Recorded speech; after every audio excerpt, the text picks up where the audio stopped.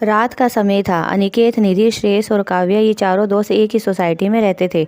आज उनके माता पिता एक पार्टी में गए थे और पूरी रात घर लौटने वाले भी नहीं थे। यही मौका देखकर अनिकेत ने एक भूतिया रिचुअल 3 किंग्स आजमाने का फैसला किया। क्या तुम सब तैयार हो? अनिकेत ने अपने दोस्तों से पूछा। श्रेयस ने डरते हुए कहा, अनिकेत, मुझे नहीं लगता कि ये करना सही होगा। काव्या ने भी सहमति में सिर हिलाया और कहा, हाँ, कहीं कुछ गलत हो गया तो? निधि हंसते हुए बोली, अरे ये सिर्फ एक खेल है, कुछ नहीं होगा हमें।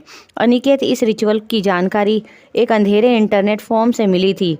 उसने इसे सिर्फ एक मजाक समझा और अपने दोस्तों को इसमें शामिल कर लिया, लेकिन वे नहीं जानते थे कि यह मजाक जल्द ही एक डरावनी हकीकत बनने वाला था।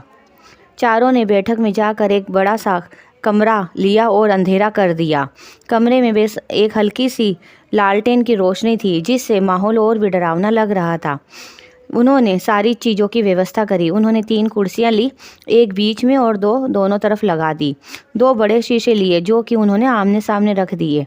बीच में एक टेबल जिस पर 3 मोमबत्तियां जलाई गई थी। पीछे एक टेबल फैन रखा गया जिसमें से धीमी हवा बह रही थी। पास में एक बाल्टी की पानी रखी ताकि अगर कुछ गलत हो भी जाए तो जल्दी से इस बात को संभाला जा सके।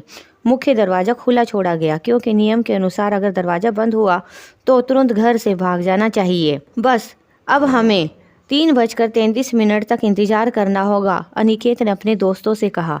घड़ी की सुइयां 3:33 रात को पहुंची। अनिकेत धीरे धीरे बीच वाली कुर्सी पर बैठ गया। श्रेयस और काव्या एक दूसरे को देखने लगे। निधि की सांसें तेज हो गई थी। अनिकेत ने धीमी आवाज में पहला सवाल 3 किंग से पूछा, अगर यहाँ कोई है तो हमें संकेत दो। मोमबत्तियों की लौ से तेजी से कांपने लगी। निधि ने धीरे से कहा, मुझे ठंड लग रही है, कुछ सही नहीं लग रहा। तभी टेबल फैन अचानक बंद हो गया। कमरे में जैसे मौत की चुप्पी छा गई हो। अनिकेत ने दूसरा सवाल पूछा, क्या तुम हमें देख सकते हो?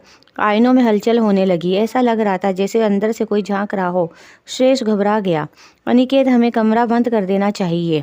पर अनिकेत ने ध्यान नहीं दिया और उसने तीसरा सवाल पूछा, क्या तुम हमें नुकसान पहुंचाना चाहते हो? आईने से गूंजती हुई हंसी आई। टेबल फैन फिर से चालू हो गया, पर इस बार वह इतनी तेजी से घूमने लगा कि उसकी आवाज़ से पूरे कमरे में हवा गूंजने लगी। अचानक मोमबत्तियां खुद ब खुद बुझ गई। कमरा एकदम अंधकार में डूब गया और काव्या फिर तेजी से चिल्लाई। चारों तेजी से उठे और कमरे से भागने लगे, लेकिन मुख्य दरवाज़ा बंद हो चुका था।